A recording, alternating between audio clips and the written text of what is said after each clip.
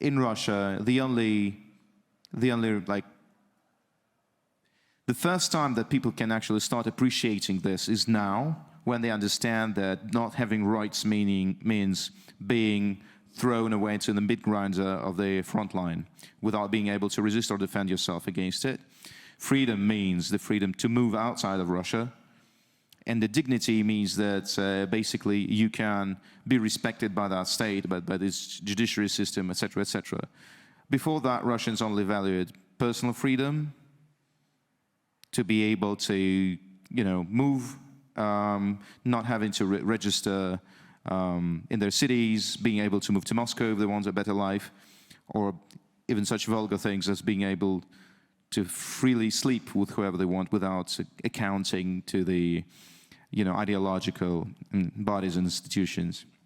Right now, the moment comes, I think that we're going to fall in Russia so low that people will understand, even being lied to by the state propaganda, even being manipulated completely in a very blunt and ugly way, people will understand what value freedom and rights and ability to feel their own dignity held in it.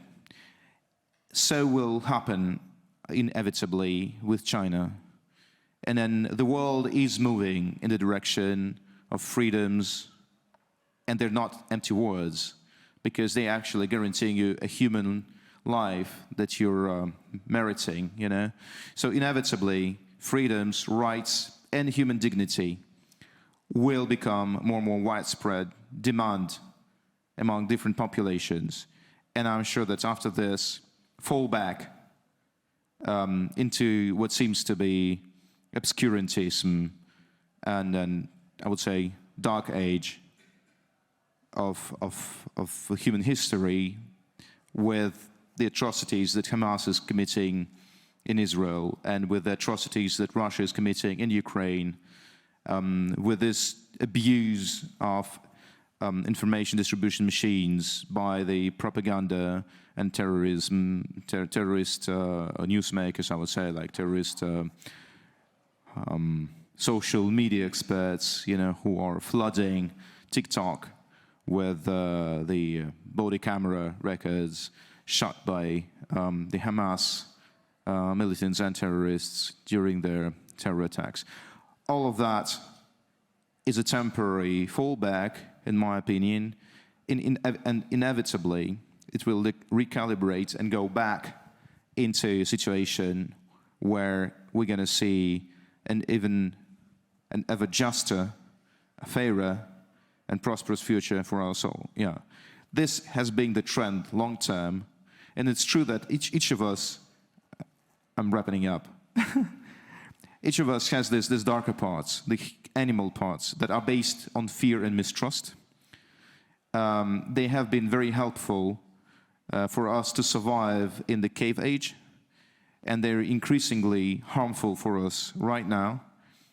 They're very easy to manipulate, and we see all the dictatorships basically manipulating them pretty much in the same way, instigating through fear, hatred, suppressing critical thinking, and then leading this herd that society is becoming into as a voiceless and thoughtless crowd to where the dictators needed to bring. Yeah, but at the same time, awareness is rising. The overall level of literacy is rising, and then the ability of societies to resist it will rise too.